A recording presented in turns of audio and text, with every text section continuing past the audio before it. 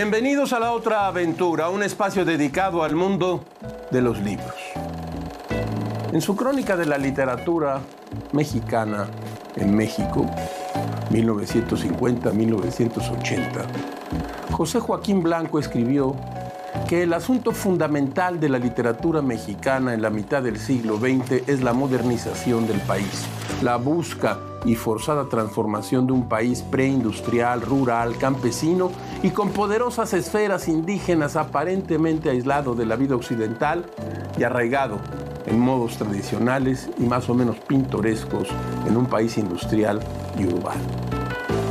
La década de los 50 fue el germen del país en que vivimos hoy en día. En 1947, José Revueltas declaró que la revolución había muerto. De esta idea surgió la gran fuerza moral de la literatura de la década. En la capital se reflejaban los cambios del país, la mancha urbana se reconfiguraba, crecía, se adaptaba el emblema del proyecto nacional de Miguel Alemán, la modernización económica y social del país. La industria de la Ciudad de México se muda casi por completo a Azcapotzalco, el corredor industrial Vallejo. En 1950 se inauguran el Centro Médico La Raza y en el 51 el sistema de trolebuses Tacuba-Tlalpan.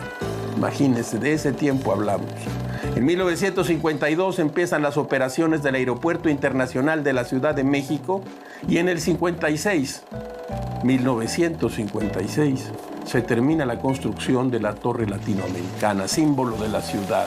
Se diría que gran prodigio de la ingeniería moderna, pues como se demostraría un año después, en el terremoto de 1957, era el primer rascacielos construido de forma dinámica, con principios de flotación y de compensación que le permitirían resistir los fuertes sismos que acosan a la ciudad desde que existe. Hoy vamos a hablar de esos años, de los años 50, en México, en la ciudad. Se acababa aquel país aislado en sus paraísos o infiernos periféricos, hundido en zonas de provincia decimonónica y de folclore. Terminaba la visión vasconcelista del nacionalismo cultural. Quédese unos minutos. Si tiene usted edad, va a recordar. Y si no, va a haber una crónica del pasado, de sus letras y sus calles. México en los 50s. Como todas las semanas, les recuerdo que fue Adolfo Bioy Casares quien escribió que leer era la otra aventura y que la primera era, probablemente, la vida misma. Estamos pues en la otra aventura.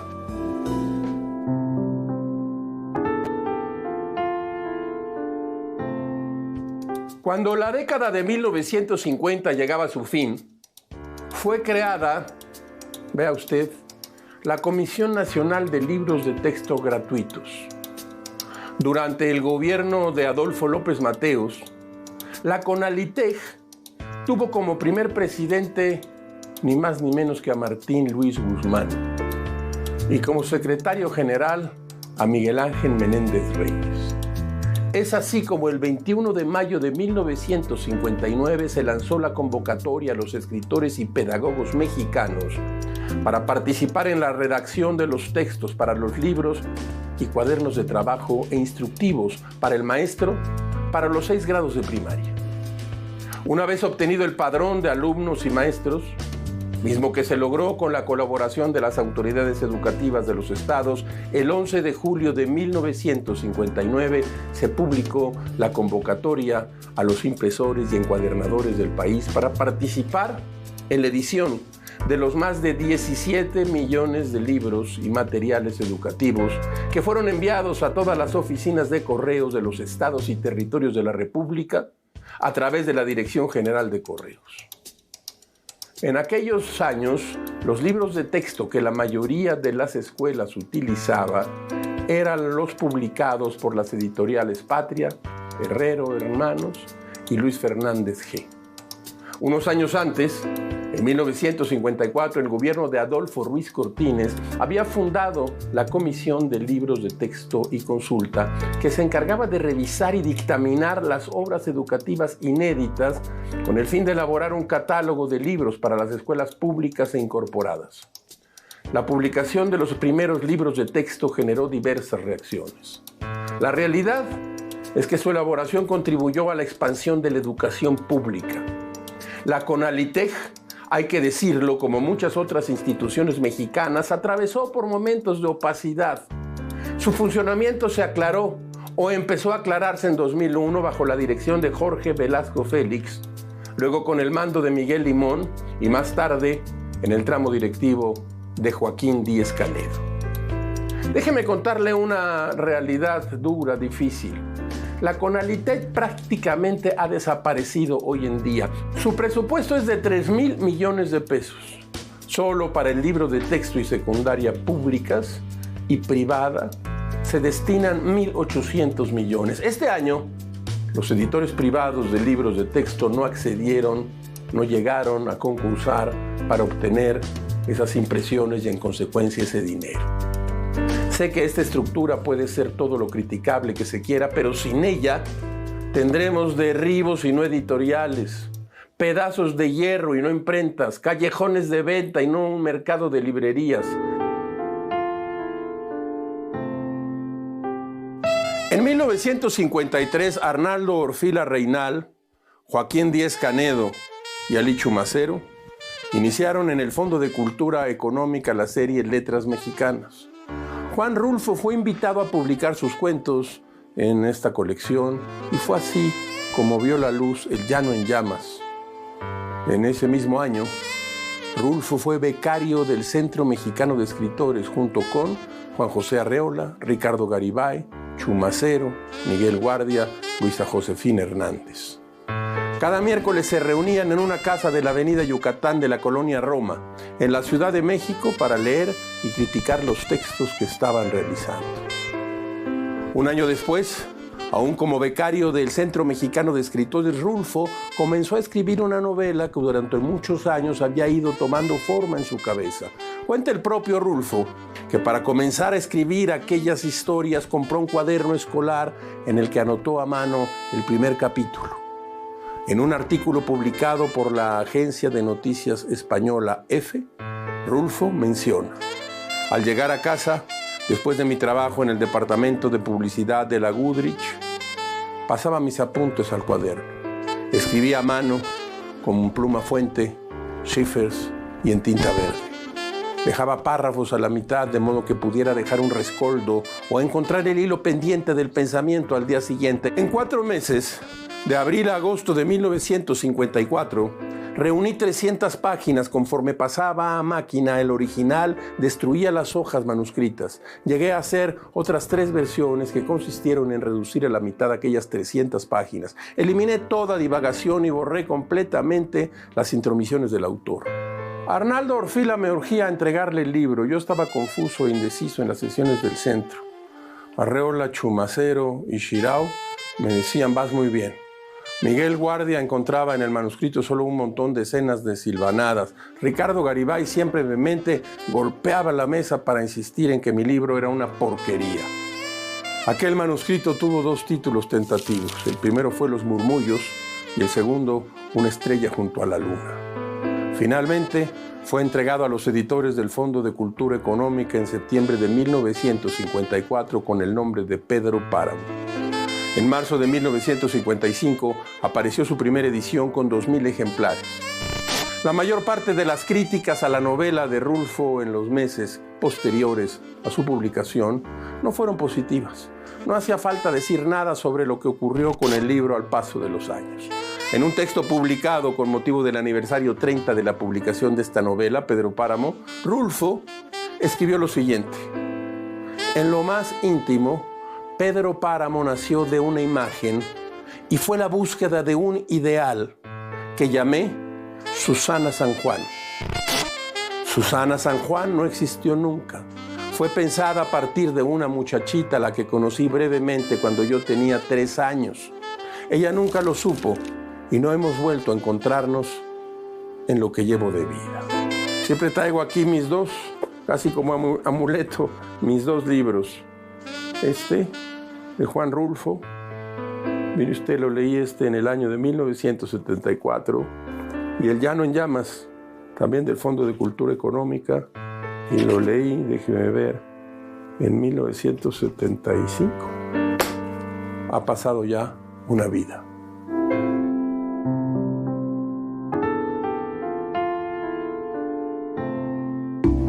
Carlos de Negri marcó la década del 50 del periodismo mexicano. El líder de opinión más influyente de México sobresalió por su buena pluma, su olfato periodístico y sobre todo por su falta de escrúpulos. El mejor y el más vil de los reporteros, como lo llamó alguna vez Julio Scherer.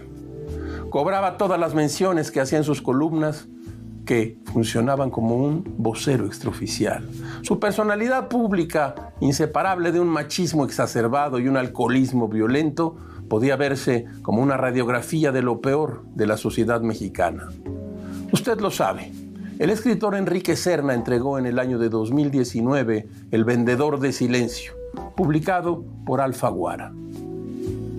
La historia de Carlos de Negri, una especie de farsa trágica de un personaje negro del México de mediados del siglo XX. Una gran novela. Hemos traído a esta sección el inicio de El vendedor de silencio. Escuche usted. Una fría mañana embadurnada de gris, Carlos de Negri llegó a trabajar con la voluntad reblandecida por una desazón de origen oscuro.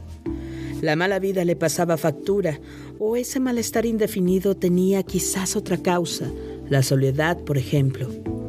Por la ventana del auto, un Galaxy verde botella con vidrios polarizados aspiró con melancolía el olor a tierra mojada del Parque Esparza-Oteo, anegado por las lluvias de agosto que en circunstancias normales hubiera debido reconfortarlo. Esta vez no fue así. La bocanada de oxígeno agravó su languidez. Eloy, un guarura con cuello de toro, ágil a pesar de su corpulencia, giró la cabeza como un periscopio y al comprobar que no había peligro en la calle, le abrió la puerta trasera del carro. Lo había disfrazado de fotógrafo, con el estuche de una cámara Nikon colgado del hombro para camuflar la escuadra 38 Super. Así llamaba menos la atención en los lugares públicos.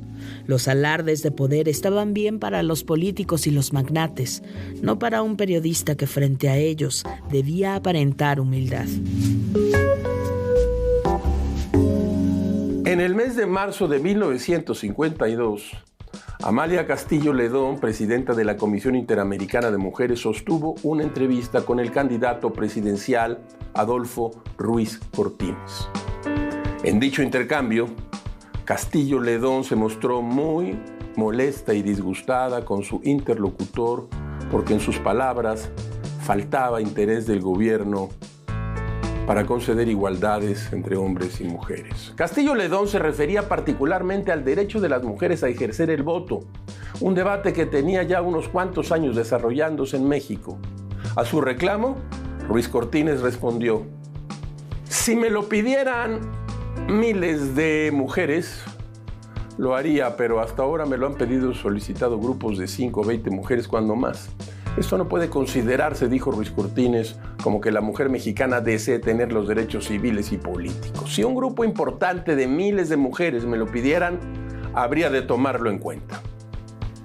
Después de aquella conversación, Castillo Ledón emprendió un viaje por la República, en compañía de Esther Talamantes, Aurora Fernández y otras más que formaban parte de la Alianza de Mujeres de México.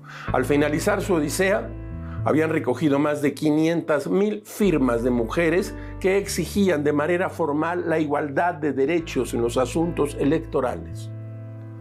El mismo día que Ruiz Cortines tomó protesta como presidente de la República, envió la iniciativa para modificar el artículo 34 de la Constitución. Unos meses después, en octubre de 1953, se promulgaron las reformas que otorgaron el derecho al voto de las mujeres en el ámbito federal. La década de 1950 fue marcada en el mundo occidental por lo que se conoce como la segunda ola del feminismo.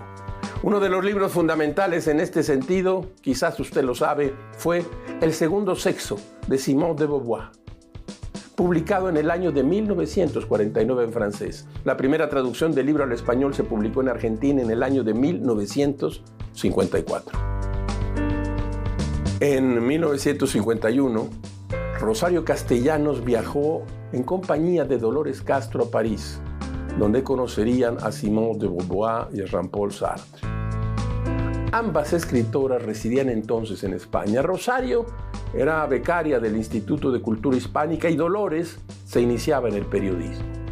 El encuentro con los escritores franceses fue posible gracias ¿a quién? A Octavio Paz, quien trabajaba entonces como funcionario diplomático en la Embajada de México en Francia. En aquel entonces, Castellanos conocía muy poco los textos de Simone de Beauvoir. A la postre, con el tiempo, dice la historiadora Gabriela Cano, Rosario Castellanos se convirtió en una de las mayores intérpretes latinoamericanas del pensamiento de Simone de Beauvoir. Un año antes del mencionado encuentro, Rosario Castellanos presentó su tesis para obtener el grado de maestría en la Facultad de Filosofía y Letras de la Universidad Autónoma de México. Así, el 23 de junio de 1950, en el aula José Martí del edificio conocido como la Casa de los Mascarones, Castellanos presentó sus ideas frente a los profesores Eusebio Castro, Paula Gómez, Eduardo Nico, Leopoldo Sea y Bernabé Navarro. De acuerdo con lo escrito por Gabriela Cano, el público de aquella sesión rió a carcajadas ante los irónicos y punzantes argumentos de la sustentante. La tesis llevó por nombre Sobre la cultura femenina y su texto comienza así. Escúchelo usted. ¿Existe una cultura femenina? Esta interrogación parece a primera vista tan superflua y tan conmovedoramente estúpida como aquella otra que ha dado también origen a varios libros y en la que destacados oficiales de la Armada Británica se preguntan con toda seriedad inherente a su cargo si existe la serpiente marina. La naturaleza de ambos problemas, aparentemente tan desconectados, tiene un lejano parentesco, ya que en los dos se examina cuidadosamente, rigurosamente, la validez con la que corre desde tiempos inmemoriales un rumor. En una entrevista con Elena Poniatowska en la década de 1970, Castellanos aseguró que no se atrevería a sostener lo escrito en aquel ensayo. Yo tengo aquí algunos de los libros. Debe usted saber que la editorial Seix Barral de Planeta ha empezado a publicar la obra completa de Elena Poniatowska en ediciones muy cuidadas y yo diría que con portadas muy afortunadas. Aquí tengo el libro emblemático de Elena Poniatowska. ¿Cuál es? La noche de Tlatelolco.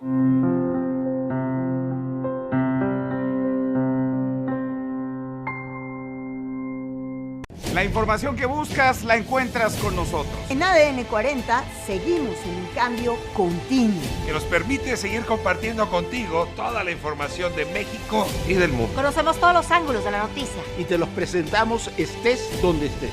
A todas horas, sin filtro, hablándote al chile. Habla bien al children. A ver, si saben cómo informo, ¿para qué me invitan? Aquí hablamos de ti sin disfraces. Te informamos desde el lugar de los hechos y en tiempo real. Porque sabemos que todo sucede aquí. Te sacaremos una sonrisa con lo mejor de la información. Hablaremos de todo. Pues ya sácate las internacionales, ¿eh? ¿Las rusas? Las notas internacionales. En ADN 40 te escuchamos. Porque la noticia la vivimos todos. Y que tanto tú como yo somos parte de... Porque sabemos que la noticia la sentimos todos. La nueva forma de hacer periodismo está aquí. ADN 40, siempre conmigo.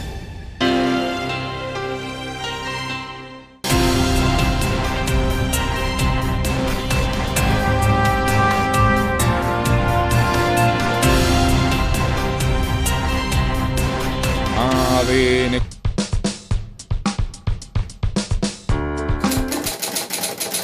De la mesa de novedades, mire usted, nos ha mandado la editorial Periférica, una magnífica editorial, este libro que parece de lo más interesante que he empezado ya a leer.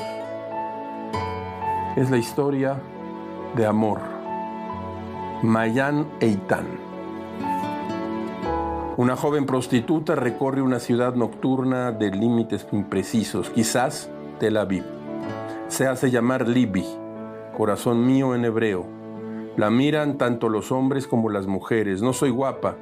Se acostaba conmigo. Repite como en un salmo una confusión, pero no se deja atrapar por las miradas ni por las palabras. Mayan Eitan, amor, publicada por Periférica. Nos ha llegado también, desde hace ya algunas semanas, 3 o 4, esta nueva novela de Viviana Camacho, Sangre Nueva, publicada por Random House Mondadori. Escuche usted. Cassandra heredó el departamento de su infancia luego de la inesperada muerte de su madre. No vio el cadáver, pero lo soñó por días. Casi los mismos que le tomó ordenar las pertenencias y limpiar el espacio, deshacerse de aquellas fotos familiares que mamá había recortado para amputar su propio rostro. Hace ya varios libros que Viviana Camacho entra y estudia, explora, narra las relaciones madre e hija.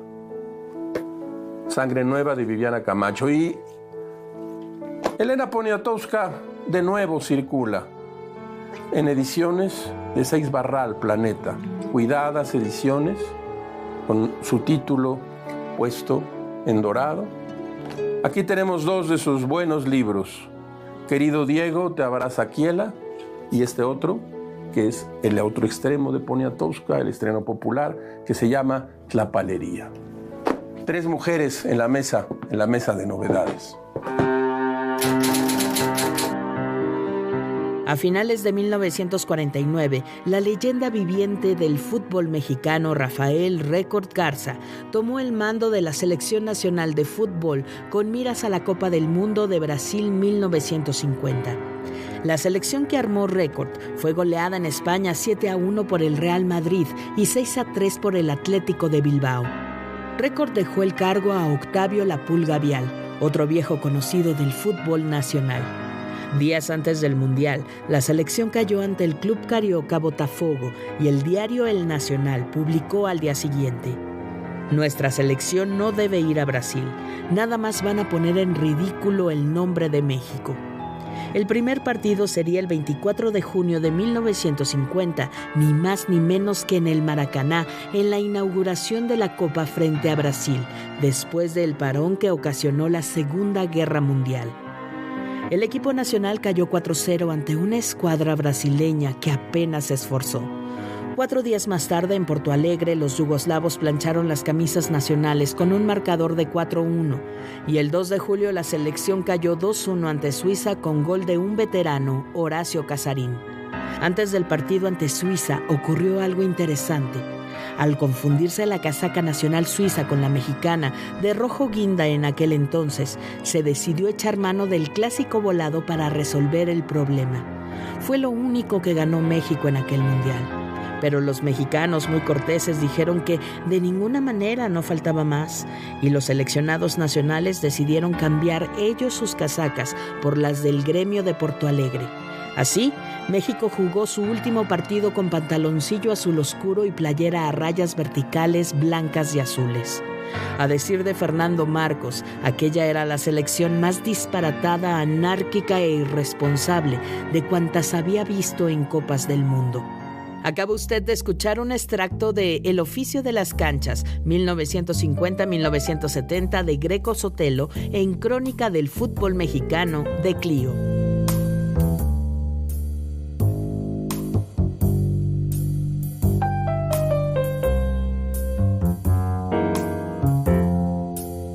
Clásicos sin lágrimas. Estamos en los años 50. No puede hablarse de esa década literaria en México sin esta novela, sin este viejo libro, iba yo a decir. Se trata de La región más transparente, Carlos Fuentes. Se publicó en el año de 1958 y en buena medida cambió la narrativa mexicana, pero también la forma en que se veía la cultura nacional fuera de México. Fue quizás Fuentes uno de los primeros que rompió con el esquema nacionalista de Vasconcelos. Desde luego el otro gran escritor que lo hizo fue Octavio Paz. La región más transparente es un clásico que debe usted leer si no lo ha leído, y podría releerlo. Hay nuevas ediciones en Alfaguara. Carlos Fuentes, La región más transparente.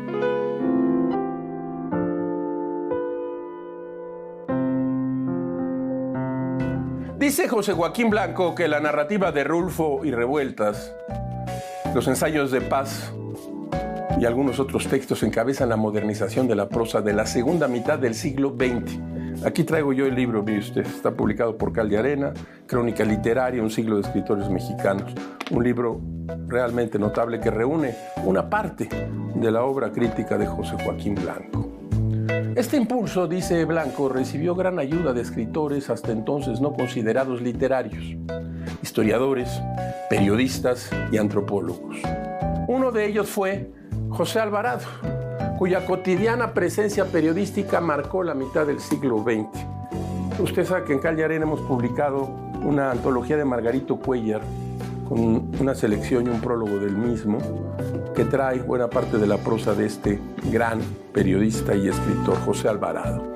En uno de sus textos periodísticos titulado Crinolinas, minifalda y futurismo, escribió, marcando el pulso de aquellos días, lo siguiente: y bien, ya que el agua del futurismo empieza a hervir, el ruido se oye. Los borbotones se advierten y por un segundo algunos flotan, otros se hunden. Los nombres, como desde hace tiempo a mitad de sexenio, aparecen una mañana en el cielo de las ilusiones y llegan a la noche en el infierno de los desengaños. 3 o 4, tal vez 5 secretarios de Estado, algún gobernador.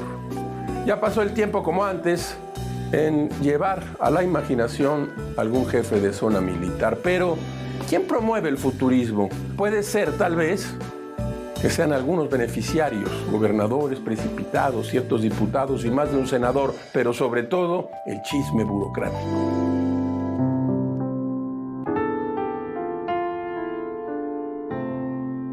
Como todas las semanas, usted encontrará aquí un espacio para la felicidad de las frases célebres. Escuche usted esta: la historia es la ciencia de lo que nunca sucede 2 veces. Paul Valéry.